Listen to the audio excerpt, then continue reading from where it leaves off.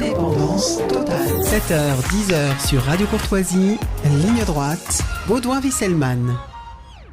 Le 10 octobre 2023, le commissaire européen Thierry Breton a sommé Elon Musk, le propriétaire du réseau social X, anciennement Twitter, de prendre des mesures pour lutter contre la déformation et les contenus illégaux liés à la guerre entre Israël et le Hamas qui circulent sur la plateforme. Thierry Breton a menacé de sanctions X, la plateforme, si Musk ne répondait pas sous 24 heures et a même évoqué la possibilité de fermer ce réseau social. Le commissaire s'appuie sur le règlement sur les services numériques, le Digital Services Act, entré en vigueur fin août pour 19 grandes plateformes, donc réseaux sociaux et également moteurs de recherche.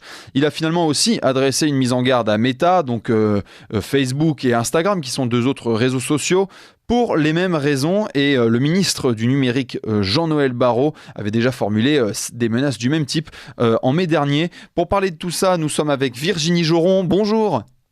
Oui, bonjour. Merci d'être avec nous sur Radio Courtoisie. Vous êtes eurodéputé RN, membre du groupe Identité Démocratie et également membre de la commission spéciale sur la pandémie de Covid-19. Alors, est-ce que vous pouvez rappeler ce que c'est le Digital Services Act, ce pacte de services numériques, la traduction n'est pas évidente, et pourquoi la plateforme X est contrevenue à ces nouvelles règles ?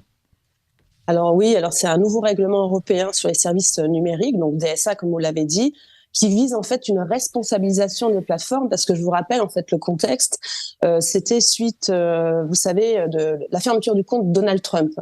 Et tout le monde s'était ému effectivement de cette procédure qui était imposée par une plateforme numérique et qui finalement contrevenait, on va dire, à une certaine liberté d'expression. Donc il y a eu la mise en œuvre de ce règlement européen. Donc il y en a deux. Donc Digital Services Act qui concerne les contenus, les produits que les plateformes mettraient en ligne, et vous avez le DMA, Digital Market Act, qui concerne en fait les plateformes qui s'organisent pour continuer à garder ce monopole, parce qu'on sait bien qui domine aujourd'hui le numérique, ce sont les GAFAM, donc c'est Google, Amazon, Facebook, Apple et Microsoft. Donc pour un peu contrevenir à ce monopole d'un côté au niveau industriel, on va dire, du numérique, et aussi du monopole en matière d'organisation de règles internes qui nous paraîtraient aussi à l'encontre de nos libertés d'expression, le règlement européen, l'Union européenne a mis en œuvre ces deux textes.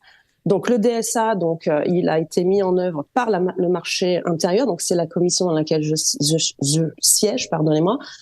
Je le rappelle parce qu'en fait, commission marché intérieur, ça concerne liberté de circulation des produits et des services, d'où le fait que ce texte est rattaché à cette commission et ne concerne pas directement la liberté d'expression même. C'est pour ça que moi je suis étonnée de voir que Thierry Breton s'est emparé de ce sujet, même s'il est le commissaire du marché intérieur, mais qui finalement fait sa promotion que compte tenu du fait qu'il met en avant la liberté d'expression, même si c'était pas l'origine et l'énergie même de ce texte, puisqu'en fait, ce texte était vraiment pour protéger les consommateurs. D'ailleurs, c'est le titre de la commission de marché intérieur, protéger les consommateurs par rapport à des produits qui viendraient de pays tiers qui ne respecteraient pas nos normes, aussi pour protéger les mineurs contre les vidéos pédopornographiques, pour aussi contrer la haine que les plateformes ne juguleraient pas.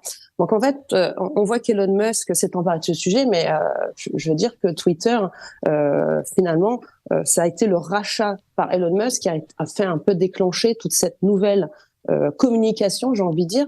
Et là, je pense que on est dans un mélange des genres qui est un peu dangereux. Pourquoi ? Parce qu'on a un commissaire européen qui fait de la politique, j'ai envie de le dire directement, parce que d'ailleurs la semaine dernière il était à Bordeaux pour le campus de Renew, qui présentait Renaissance, pardonnez-moi, pour présenter leur bilan.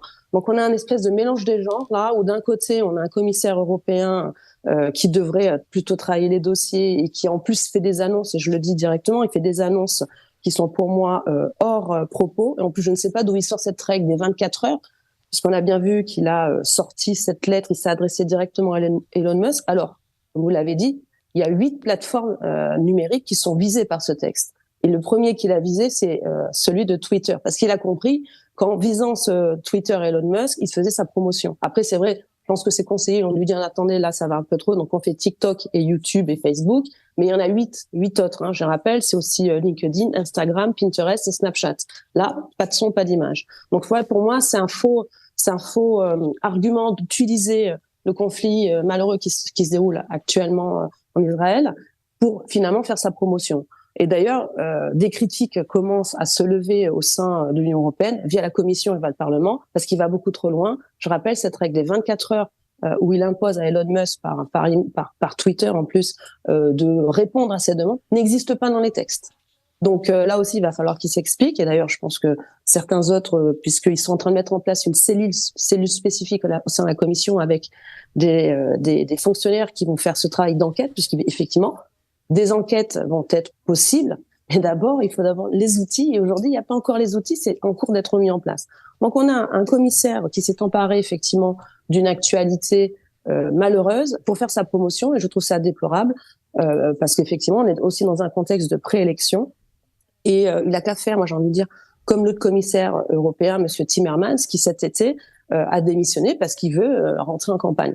Donc moi j'ai envie de dire la même chose à Monsieur Thierry Breton, s'il veut partir en campagne, eh bien ce mélange de genres actuel est problématique, eh bien qu'il laisse son portefeuille à quelqu'un d'autre et qu'il parte avec les macronistes faire sa campagne.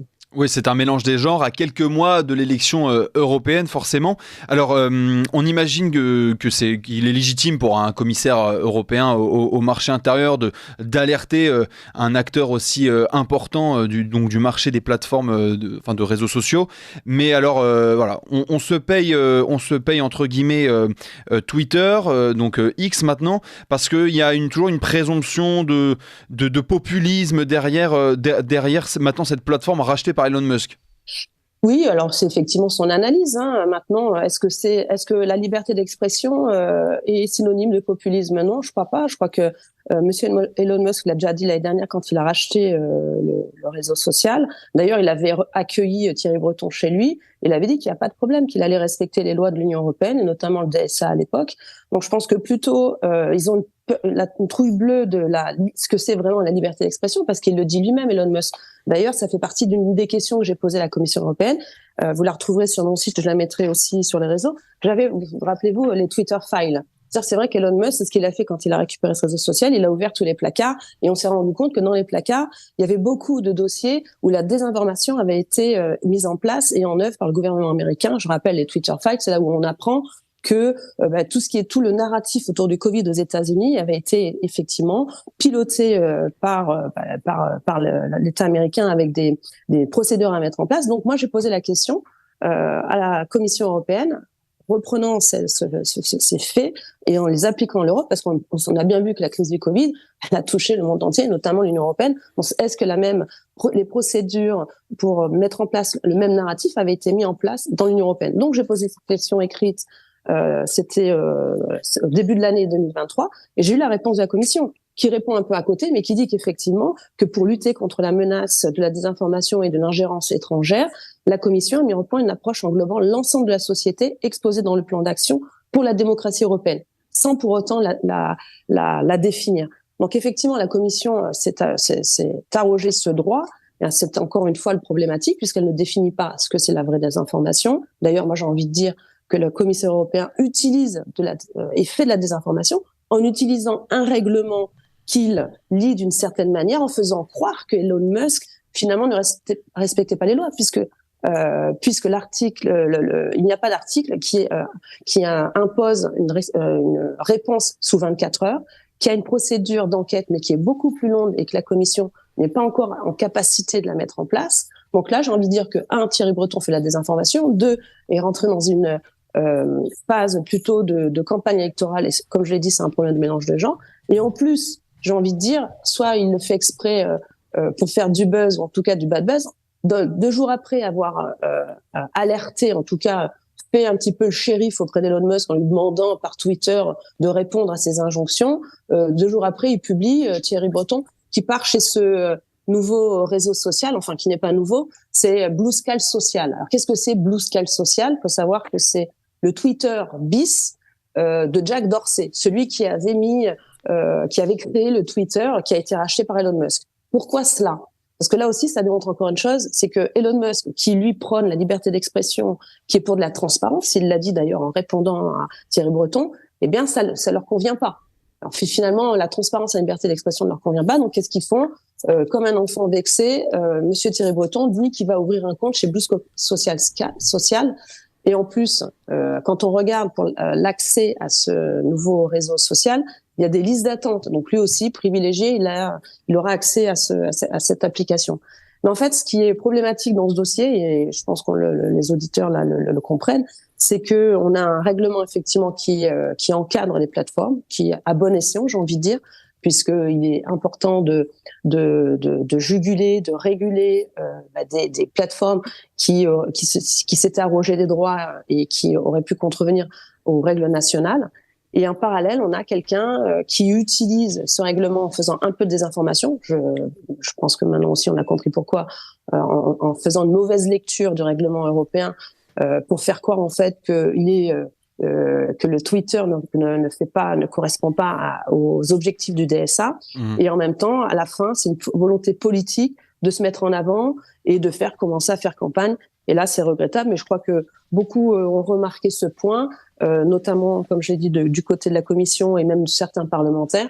Et puis donc, on suit le dossier. Et puis, je poserai une question écrite à ce sujet, puisque je ne sais pas si j'ai encore un peu de temps, mais en parallèle, sachez qu'il y a un autre dossier qui va sortir, qui s'appelle publicité des partis politiques. Et aujourd'hui, il coince parce que on impose donc aux partis politiques, dans tout discours, dans tout propos que les politiques auront, donc ça sera via les plateformes, donc Twitter, sera considéré comme la publicité politique.